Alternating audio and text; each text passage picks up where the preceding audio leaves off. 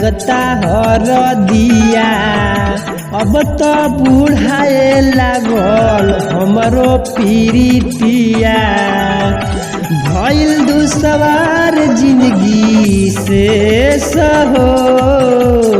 हमरो करे जा धरी दुल्हन के भेष हो चल जई है पियावा के देश हो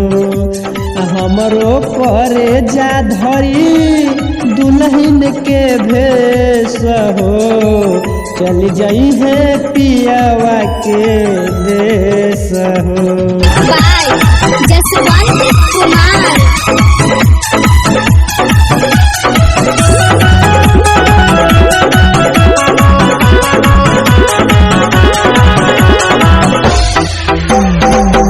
विधना के कवन विधि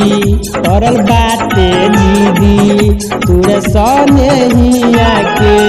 डोरहो भैली बयरिया हो हमरो संवरिया हो सुनसान लागी अब खोरहो हर तो मिलता कलेश हो हमरो करे जा धरी दुल्हन के भेष हो चल जई है पियावा के देश हो चल जई है पियावा के देश हो।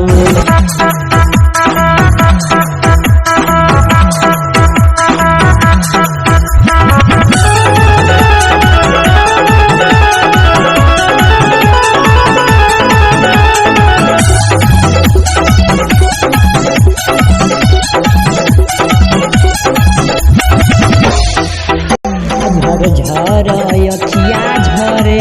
तनिको नाही मत करे की करे करे जावा कठोर हो किस्मत के मारल बारे विकास हारल बारे खुशियन के खत्म भइल भोर हो गोरा पंकज जई है उहो परदेश हो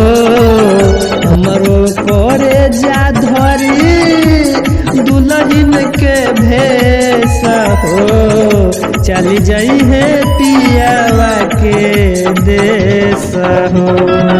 चल जई है पियावा के देश हो।